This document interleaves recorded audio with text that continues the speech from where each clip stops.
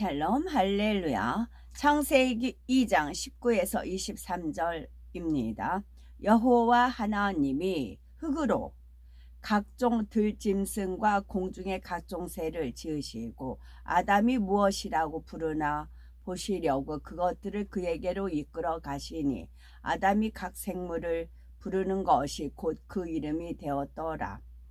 아담이 모든 각축과 공중의 새와 들의 모든 짐승에게 이름을 주니라. 아담이 돕는 배필이 없으므로 여호와 하나님이 아담을 깊이 잠들게 하시니 잠들매 그가 그 갈빗대 하나를 쥐하고 살로 대신 채우시고 여호와 하나님이 아담에게서 취하신 그 갈빗대로 여자를 만드시고 그를 아담에게로 이끌어 오시니 아담이 이르되 이는 내 뼈 중에 뼈요 살 중에 살이라. 이것을 남자에게서 취하여 쓴즉 여자라 부르리라 하시니라.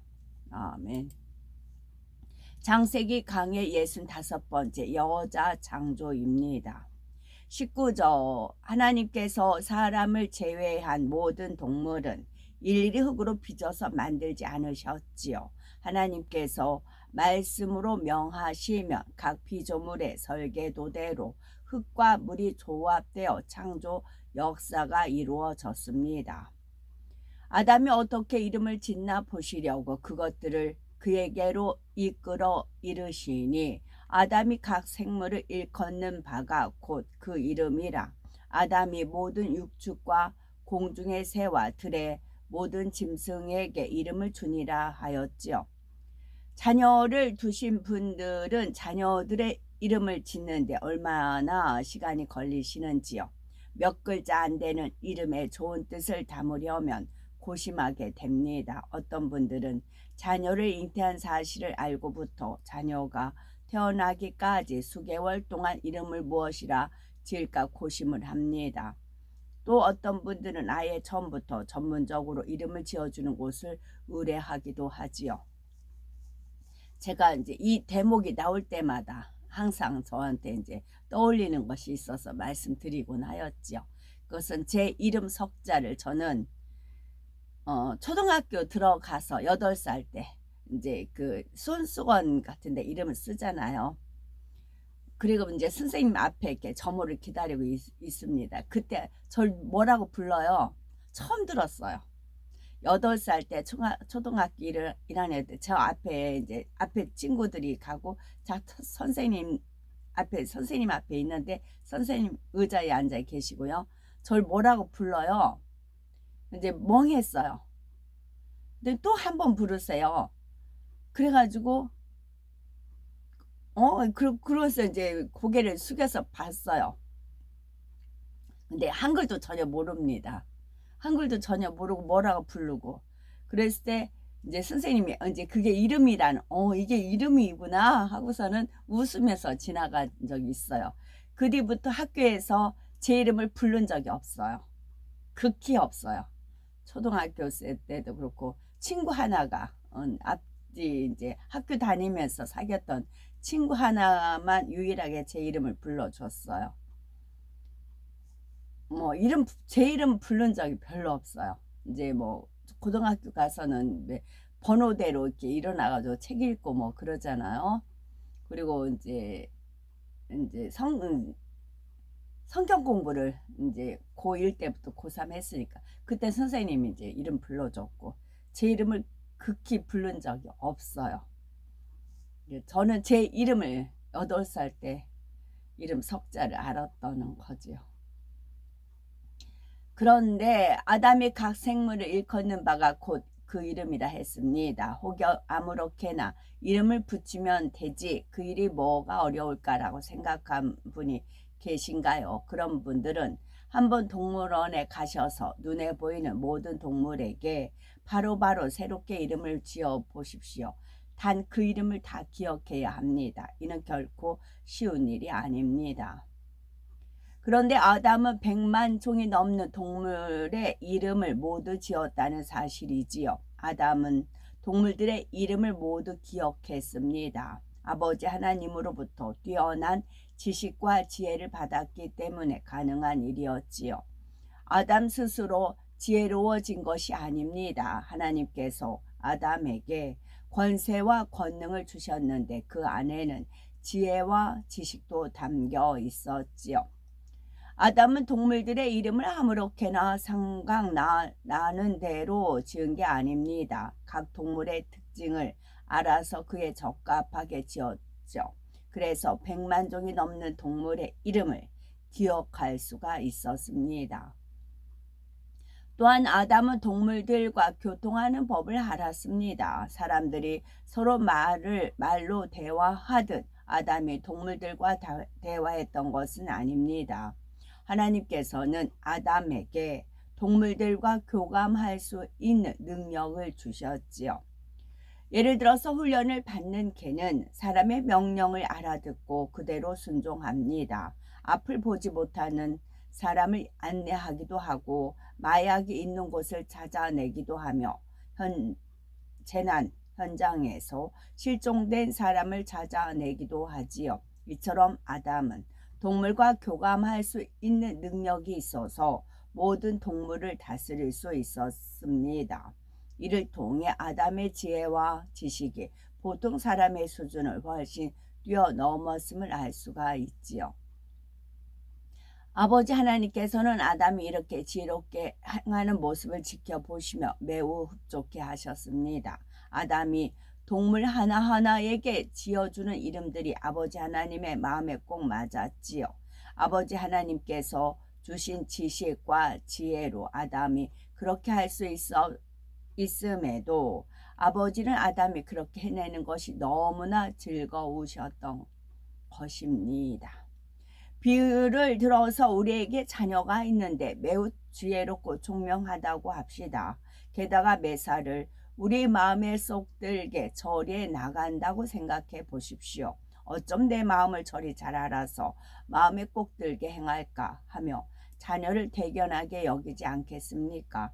그러한 자녀를 보는 자체로 마음이 기쁘고 즐거울 겁니다. 아버지 하나님께서는 아담이 하나님의 말씀에 순종하는 것이 기뻤습니다. 아버지 하나님의 마음에 맞게 행하는 것이 매우 흡족하셨지요. 그래서 아담을 심히 사랑하셨습니다.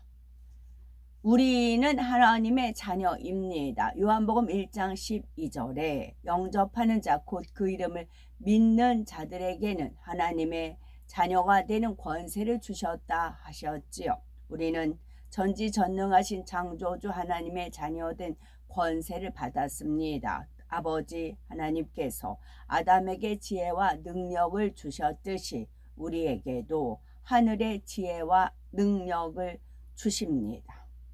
우리에게도 하늘의 지혜와 하늘의 능력을 주십니다.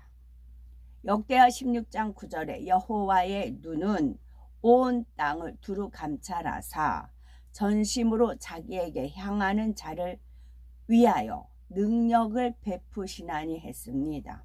야고보서 1장 5절은 너희 중에 누구든지 지혜가 부족하거든 모든 사람에게 후히 주시고 꾸짖지 아니하시는 하나님께 구하라 그리하면 주시리라 하였지요. 여기서 여호와의 눈 온 땅을 두루 감찰하사 이런 밟고 다니는 땅도 있지만 마음이 좋은 땅에 있다는 것은 아까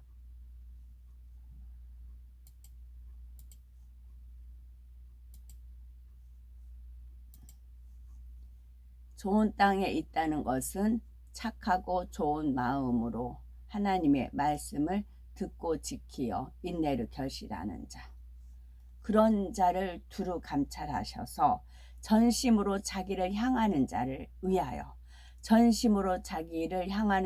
위하여 능력을 베푸시는 분이 하나님 말씀에 명시되어 있어요.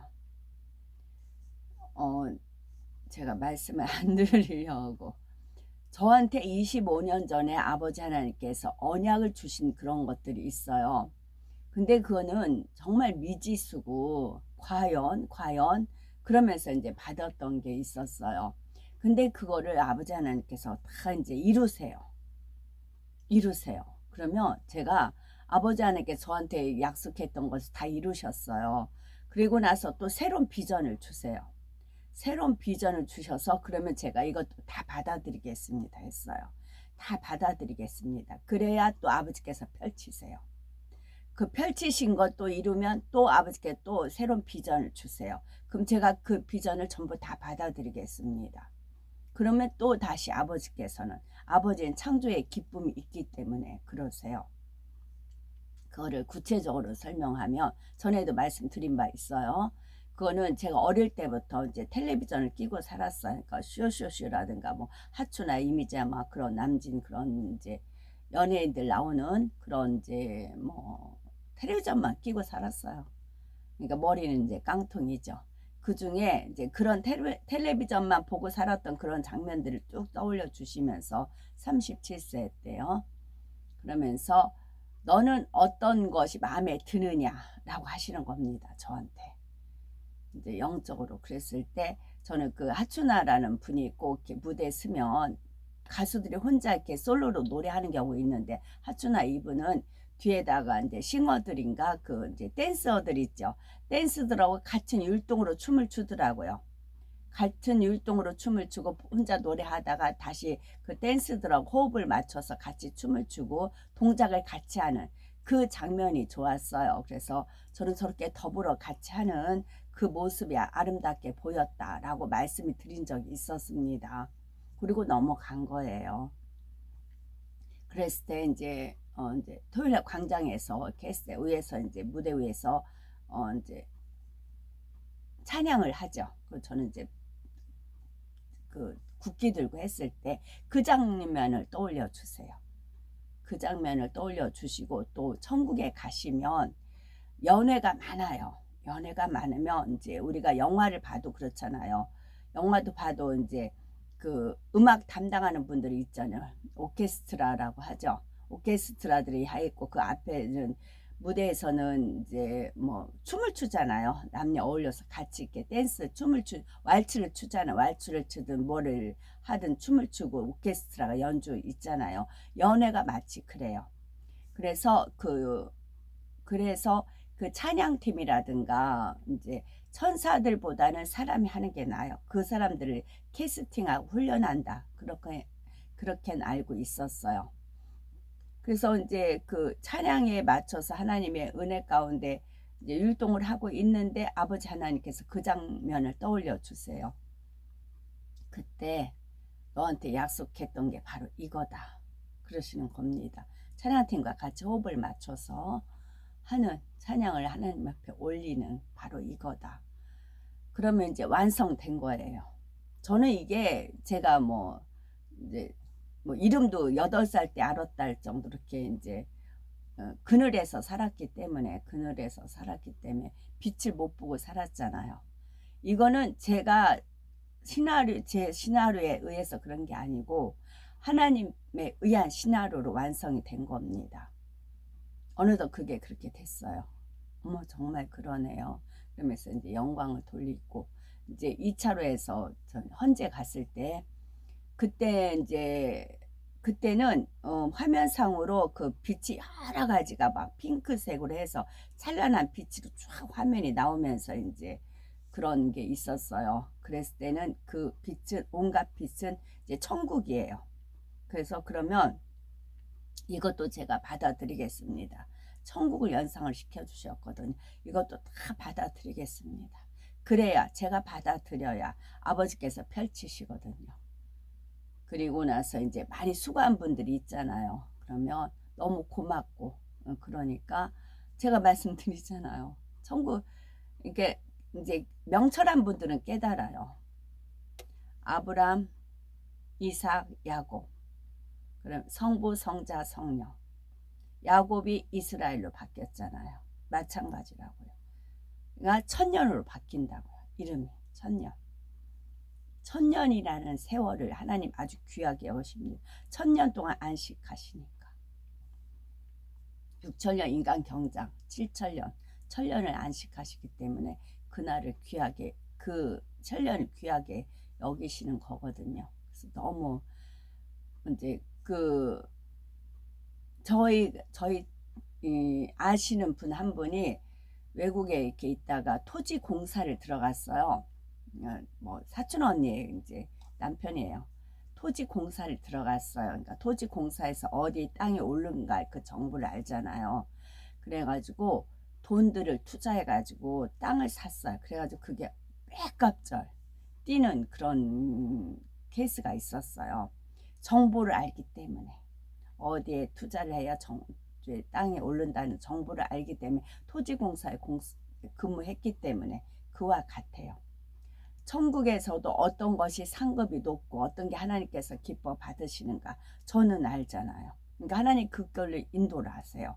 그러다 보면 같이 예배를 드려도 저는 상급이 껑충껑충 올라갑니다. 상급이 넘치죠. 넘친 상황에서 이제 헌재 앞에서 이제 집회했을 때 저는 이제 넘쳐요. 너무 또 사람들이 고마워요. 그래서 아버지 하나님께서 네 거 나눠주라 이제 그러시더라고요. 반지 하나씩만 나눠줘도 어디예요. 네 거 나눠줘라. 그러니까 많이 쌓으라는 얘기. 저한테 상급을 많이 쌓아 이거예요. 하나님께서 이끄시는 대로 순종하면서 나가면 아까도 전심전력으로 여호와의 눈을 온 땅을 두루 감찰하사 전심으로 자기에게 향하는 자를 위하여 능력을 베푸시나니 말로만 능력 주는 게 아니죠.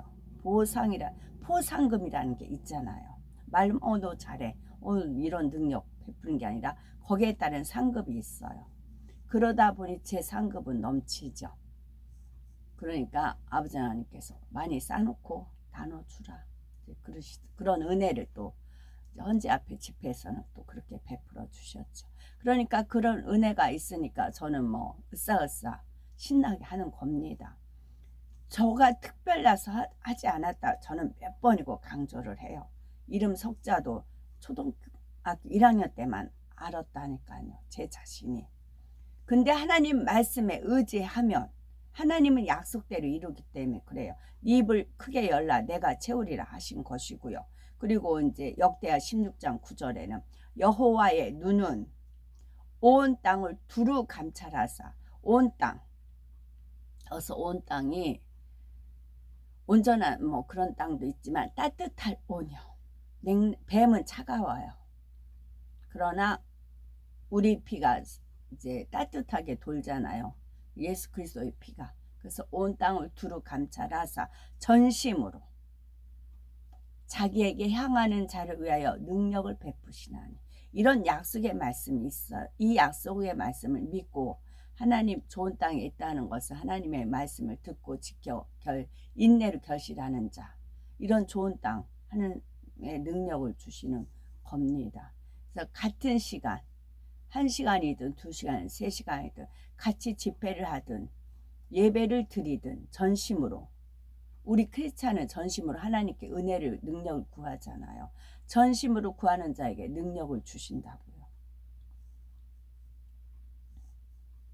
아버지 하나님께서는 믿음의 자녀들이 하늘의 능력과 지혜를 구하기를 원하신다고요. 믿음의 자녀들이 믿음이에요. 믿음의 자녀들이 하늘의 능력과 지혜를 구하기 원하신다고요. 아버지 하나님께서요. 주시고 싶으셔서 넘치니까 저한테도 넘치니까 전심으로 이렇게 하니까 넘치니까 너무 넘치잖아요. 그러니까 그럼 나눠줘라. 네가 고마워하는 사람들한테 천국에 입성했을 때 나눠줘라. 그럼 어머 그러면 되겠네요. 그러면 되겠네요. 하면서 화면상에 이제 불빛으로 여러 가지 이제 핑크랑 막 그 화면이 뜬 게 있어요. 그럼 저는 다 보석으로 보이는 겁니다. 다 보석이에요, 보석. 아멘으로 이제 취하는 거죠. 제 거가 되는 겁니다. 그러나 공의에 합당한 사람만이 여기에 밑줄 짝입니다. 공의에 합당한 사람만이 하늘의 능력과 지혜를 받을 수가 있습니다. 어떤 공의요? 전심으로 하나님을 찾는 자에게 능력을 주신다. 만약에 이제 두 마음을 품고 양다리 걸치고 해치한다고 하죠. 해체한다고 하든가 이제 뭐 예배를 드리든 뭘 집회를 하든 그렇지 않고 뭐 딴절 핀다거나 그런 사람의 능력을 줄 수가 있나요? 원수마귀 사단이 차단을 합니다. 초살은 전심으로, 그러니까 전심으로 하면 하나님의 능력을 받으니까 전심으로 못하게끔 원수마귀 사단이 루시퍼가 해방을 한다고요. 왜냐면 하나님의 능력을 받으면 안 되니까. 그럼 하나님 나라가 확장되니까 그게 싫으니까 어떻게든지 방해를 한다는 거지요. 그걸 방해를 우리 이겨야 되는 것입니다. 영의 세계에서 힘, 곧 능력은 죄를 버리고 성결된 만큼 임합니다. 이게 공의예요. 그러니까 원수마귀 사단은 어떻게든지 성결되지 못하고 죄를 생각으로 짓는 죄, 여러 가지 죄를 짓게끔 하는 것이지요. 야고보서 3장 17절에 위로부터 난 지혜는 첫째 성결해야 한다 말씀하고 계시지요. 물론 온전히 성결되기 전에는 간절히 구하면 고린도전서 12장에 나온 대로 은사 차원의 능력과 지혜를 받을 수가 있습니다. 그러나 은사로 주어진 능력과 지혜는 성결된 사람에게 주어지는 능력과 지혜보다 수준이 낮고 불완전하지요. 성결된 사람은 사심이나 변개함이 없기 때문에 위로부터 받은 능력과 지혜를 오직, 여기서 또 중요합니다. 오직 하나님의 영광만을 위해서 사용을 합니다. 아버지 하나님께서도 이 사실을 아시기에 성결된 자녀가 능력과 지혜를 구하면 믿고 주실 수가 있습니다. 성결된 사람은 사심, 변개함이 없기 때문에 하나님의 영광만을 위해서 씁니다. 그러면 이게 역으로 풀면 사심이 있어요. 그러면 하나님 영광이 아니고 본인의 영광. 본인의 영광은 결국 원수마귀 사단 루시퍼한테 돌리는 겁니다. 변개함이 있다. 그럼 하나님 영광이 아니에요. 본인의 영광. 자기 마음 내키는 대로. 그래 좋았다 안 좋았다. 열심히였다가 아니었다. 그런다는 거지요. 하나님께서 아담에게 큰 권세와 능력, 뛰어난 지혜를 주신 이유도 당시 아담은 악이 전혀 없었기 때문입니다. 아버지 하나님께서는 믿음의 자녀들도 악이 전혀 없고 선만 있는 마음을 이루어 하늘의 지혜와 능력을 담대히 구하기를 원하십니다. 아버지 하나님께서 그런 자녀들에게는 기다렸다는 듯이 응답해 주시죠. 또한 자녀들이 그 지혜와 능력을 가지고 하나님의 나라의 일을 잘해서 영광을 돌리면 참으로 기뻐하시고 즐거워하십니다. 아담은 그 큰 능력과 지혜를 가졌음에도 상대성을 몰랐기에 사단의 미혹에 넘어갔습니다. 반면에 상대성을 체험하고 온영을 이룬 자녀들은 아무리 큰 권능이 주어져도 변개하지 않습니다. 그래서 아버지 하나님께서는 에덴 동산의 아담을 통해 영광 받으셨을 때보다 온 영의 마음을 이룬 참 자녀들을 통해 영광 받으실 때 훨씬 더 기뻐하십니다. 우리는 이러한 사실을 잘 깨달아 신속히 온 영으로 들어오시고 그래서 권세, 능력, 권능, 하늘의 지혜를 담대히 구하여서 받고 또 그것으로 아버지 하나님께 크게 영광 돌려야 되겠지요.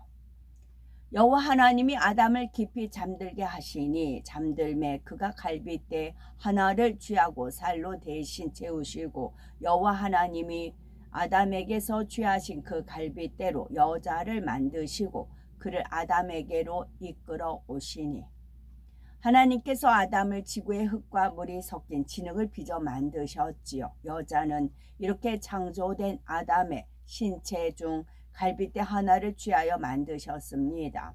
따라서 여자를 조성한 근본 재료도 결국은 지구의 흙과 물이지요. 그런데 하나님께서 아담의 갈빗대를 취하실 때에 아담을 깊이 잠들게 하신 이유는 그럼 무엇일까요? 이는 마치 병원에서 환자를 수술하기 위해서 먼저 마취를 시키는 것과 같습니다. 마취 상태에서는 살을 째고 뼈를 깎아도 통증을 느끼지 못하지요. 당시 아담이 생명의 존재일 때도 근본 흙으로 조성된 몸이 되었습니다. 지금 우리가 입고 있는 몸을 입고 있되 생기로 충만하여 노화되지 않은 상태였지요. 그 몸도 뼈와 살이 있고 신경이 있으며 피가 도는 몸입니다. 살에 상처가 생기면 피가 나고 통증을 느낄 수 있었지요. 다만 에덴 동산에서는 그런 사고를 당할 일이 극히 드물고 설령 상처를 입는다 해도 금세 회복이 됩니다. 생명의 몸은 통증을 느낄 뿐 아니라 그 밖에 자극도 느낄 수가 있지요. 여자의 경우 아기를 낳을 때에 미미하게나마 통증을 느낍니다. 그래서 하와가 범죄한 후에 잉태하는 고통이 크게 더해졌다 한 것입니다. 그때부터 고통이 생긴 것이 아니지요. 크게 더해졌다는 말은 그전에도 잉태하는 고통이 있었음을 알려줍니다. 뼈나 살이 짜릿하거나 저리거나 쓰리거나 애이거나 하는 아픔이 심하지 않습니다. 단지 몸의 변화를 감지하는 정도이지요. 예를 들어서 여자가 출산할 땐 골반이 벌어져야 아기가 나올 수가 있습니다. 골반이 벌어진다면 당연히 느낌이 오겠죠. 하나님께서 아담에게서 갈빗대를 취하실 때 아담이 깨어있다며 당연히 살이 갈라지고 갈빗대가 떨어져 나감을 느낄 수 있지요. 미미하나마 통증을 느낄 수 있습니다. 이에 하나님께서는 아담이 조금도 통증을 느끼지 않도록 그를 깊이 잠들게 하신 다음 갈빗대 하나를 취하셨던 것입니다. 여기서 우리가 알 수 있는 또 한 가지 사실은 생명인 아담이 잠을 잤다는 점이죠. 아담이 에덴 동산에서 낳은 후손들도 이 땅의 사람들처럼 잠을 잡니다. 그들도 잠을 잠으로써 쉼을 얻는 것이죠. 물론 이 땅의 사람들처럼 매일 수시간씩 꼭 자야만 하는 것은 아니고 잠깐 자는 것만으로도 충분한 휴식이 됩니다. 에덴 동산의 사람들은 의식주를 위해서 일할 필요는 없지만 그들도 나름대로 할 일이 있습니다. 매일 놀고 먹기만 하지 않지요. 새로운 지식을 배우고 기술을 익히는 등 각자 나름대로 하는 일이 있습니다. 그래서 오늘날까지 그들의 문명을 계속 발전시켜 왔고 따라서 때를 따라 쉬기도 하고 잠을 자기도 하는 것입니다. 하나님께서는 왜 굳이 아담의 신체 중에서 갈빗대를 취하여 여자를 만드셨을까요? 여기엔 하나님의 뜻이 담겨 있습니다. 갈빗대는 인체 구조상 중심부에 있으며 심장, 폐, 위, 장 등 중요한 장기를 보호하는 역할을 합니다. 몸이 외부로부터 강한 충격을 받아도 갈비뼈가 충격을 완화시켜 주지요. 그래서 갈비뼈는 부러지더라도 장기들은 보호를 받게 됩니다. 아버지 하나님께서는 사람을 창조하실 때에 이런 점까지 다 고려하여 설계하셨지요. 하나님께서 여자를 갈빗대로 지으신 이유는 남자에게 여자가 갈빗대처럼 중요한 존재임을 나타내시기 위함입니다. 남자에게 있어서 돕는 배필인 여자는 없어서는 안 될 존재요. 중요한 역할을 하는 존재이지요. 아담은 이러한 하나님의 뜻을 알았습니다. 그래서 23절에 하나님께서 지어주신 하와를 보고 이는 내 뼈 중에 뼈요 살 중에 살이라 고백할 수가 있었지요. 따라서 남편 되신 분들은 아내를 어떻게 대해야 되겠습니까? 내 몸같이 아껴주고 사랑해야 되겠고 정확히 표현하자면 내 몸 중에서도 가장 소중한 부분을 대하듯 아내를 대해야 되겠죠. 에베소서 5장 28절에 이와 같이 남편들도 자기 아내 사랑하기를 제 몸같이 할지니 자기 아내를 사랑하는 자는 자기를 사랑하는 것이라 말씀했습니다. 여자는 근본 남자로부터 나왔기 때문에 남편이 아내를 사랑하는 것은 결국 자신을 사랑하는 것과 같다는 말씀이지요. 에베소서 5장 25절은 남편들아 아내 사랑하기를 그리스도께서 교회를 사랑하시고 위하여 자신을 주심같이 하라 했습니다. 우리 모두의 신랑 되시는 주님께서는 신부된 우리들을 얻으시고자 자신의 목숨까지 주셨습니다. 그처럼 우리를 사랑해 주셨죠. 남편들은 이러한 주님의 사랑을 본받아 자기 아내를 사랑하라 말씀하십니다. 베드로전서 3장 7절은 남편 된 자들아 이와 같이 지식을 따라 너희 아내와 동거하고 저는 더 연약한 그릇이요 또 생명의 은혜를 유업으로 함께 받을 자로 알아 귀히 여기라. 이는 너희 기도가 막히지 아니하게 하려 함이라 했습니다.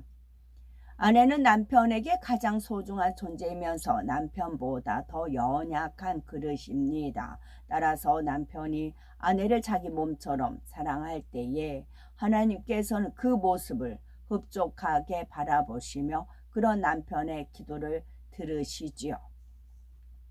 골로새서 3장 19절은 남편들아 아내를 사랑하며 괴롭게 하지 말라 하셨습니다. 남편 되신 분들이 자기 아내를 내 뼈 중에 뼈요 살 중에 살이라 여긴다면 어찌 괴롭게 하고 마음 아프게 했겠습니까? 무례히 행하거나 성내지도 않으며 여긴다면 어찌 괴롭게 하고 마음 아프게 하겠습니까? 무례히 행하거나 성내지도 않으며 설령 허물이 있다 해도 덮어줄 것입니다. 자기보다 아내의 유익을 먼저 구해주고 사랑으로 모든 것을 참고 모든 것을 믿으며 모든 것을 바라며 모든 것을 견디는 남편이 되지요. 하나님께서는 아담에게 여자를 지어주시면서 이후로 남녀가 만나 부부가 되면 이 영적인 사랑을 나누기 원하셨습니다. 그런데 영적인 사랑은 남편만 노력한다 되는 것이 아니죠. 부부가 함께 노력해야 합니다. 아내도 남편도 아내도 아내로서 남편에게 행해야 할 바가 있는 것이죠. 하나님께서는 여자를 별도의 흙으로 빚지 않으시고 남자에게서 나오게 하셨습니다. 여기에는 먼저 남편과 아내는 따로따로가 아니라 한 몸 하나라는 의미가 담겨 있지요. 그리고 남자가 주체요 여자는 남자의 지체라는 의미도 담겨 있습니다. 23절에 아담이 하나님께서 자신의 갈빗대로 지어주신 배필을 보고 말하기를 이것을 남자에게서 취하였은즉 여자라 칭하리라 했습니다. 여자는 남자에게서 나왔으며 여자를 여자라 칭하니도 남자인 아담입니다. 이를 통해 남자와 여자 중에 누가 먼저이며 누가 주가 되는지 분명히 알 수가 있지요. 고린도전서 11장 7, 9절에 보면 남자는 하나님의 형상과 영광이니 그 머리에 마땅히 쓰지 않거니와 그 여자는 남편의 영광이니라. 남자가 여자에게서 난 것이 아니요 여자가 남자에게서 났으며 그 남자가 여자를 위하여 짐을 받지 아니하고 여자가 남편을 위하여 짐을 받은 것이니라고 말씀했습니다. 따라서 여자가 남자에게 순종해 줄 때 질서가 바로 설 수가 있습니다. 가정에서는 아내가 남편을 섬기고 존중하며 남편에게 순종하는 것이 옳습니다. 에베소서 5장 24절에 교회가 그리스도에게 하듯 아내도 범사에 그 남편에게 복종할지니라 하였지요.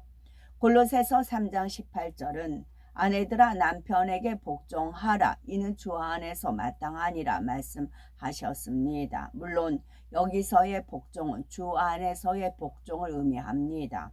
남편이 비진리를 행하도록 요구해도 무조건 들어주라는 의미가 아니죠.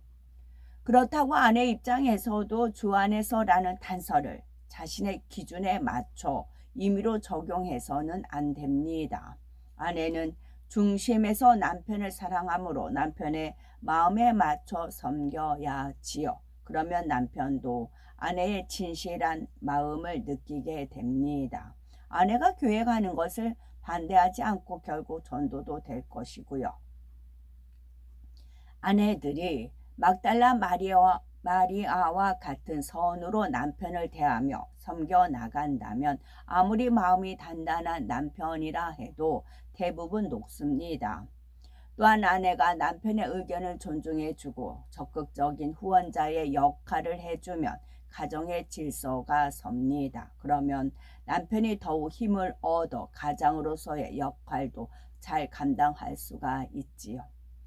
반대로 아내가 사사건건 남편에게 이의를 달거나 남편의 힘을 빼는 말과 행동을 한다면 남편이 가장으로서 가정을 이끌어 가기가 쉽지가 않습니다. 그러니 영적이고 행복한 가정을 이루기 위해서는 아내 되신 분들이 먼저 선으로 사랑으로 하나님께서 세우신 질서를 쫓으시기 바랍니다. 가정에서 누가 주체가 되고 누가 지체가 되어야 하는지를 마음으로 깨닫고 납득해야지요. 그래서 질서가 잘 잡힌 아름답고 행복한 가정을 이루어야 되겠죠. 교회 안에서도 남자와 여자 사이에 질서가 있습니다. 교회 안에서는 모든 일이 육적인 질서와 함께 영적인 질서를 쫓아 이루어져야지요. 육적인 질서와 영적인 질서가 잘 조화를 이룰 때 주의 일들이 아름답게 이루어집니다. 서로가 상대를 먼저 섬겨주고 존중해주며 질서를 쫓아 순종해 나갈 때 하나님의 나라가 바르게 섭니다. 하지만 하나님께서 남녀 사이의 질서를 세움에 있어서는 남자를 주체로 세우셨지요. 만일 남자와 여자가 동일하게 성결되어 영으로 들어왔다고 할 때에 남자가 머리가 되는 것이 옳습니다. 성경에도 보면 권능을 행한 선지자들은 모두 남자였던 것을 알 수가 있지요. 물론 두보라는 여자지만 사사로 쓰임 받았고 에스더도 민족을 멸족의 위기에서 구했습니다. 오늘날도 이처럼 여자라도 중심이 곱고 공의에 합당한 자격을 갖추면 권능을 받아 하나님의 나라의 쓰임을 받을 수가 있지요. 또한 여자가 이루어야 할 분야가 있고 남자가 이루어야 할 분야가 있습니다.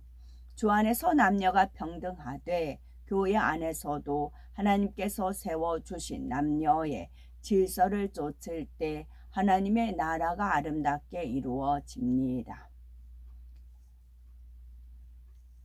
하나님의 아담이 하나님이 주신 지혜로서 모든 동물의 이름을 지어주는 장면을 살펴봤고 또한 여자를 남자에게서 갈빗대를 취하여 지으신 섭리를 통해 남녀 사이의 관계성과 질서를 알 수가 있었죠. 고린도전서 11장 11절에 그러나 주 안에서는 남자 없이 여자만 있지 않고 여자 없이 남자만 있지 아니하니라. 여자가 남자에게서 난 것 같이 남자도 여자로 말미암아 났으나 모든 것이 하나님에게서 났느니라 하셨습니다. 하나님께서 아담을 지으신 목적이 있듯이 여자도 분명한 목적이 있어서 지으셨습니다. 하나님의 창조 목적이 피조물에게는 바로 존재 이유가 되지요. 남자든 여자든 모든 사람에게는 본분이 있습니다. 전도서 12장 13절에 일의 결국을 다 들었으니 하나님을 경외하고 그 명령을 지킬지어다. 이것이 사람의 본분이니라 말씀하셨지요. 우리는 정녕 우리의 창조주는 아버지 하나님이심을 마음 깊이 깨닫고 그래서 중심으로 하나님을 경외하며 하나님께 기쁨을 드리시는 참 자녀가 되셔야 되겠습니다. 아멘. 샬롬.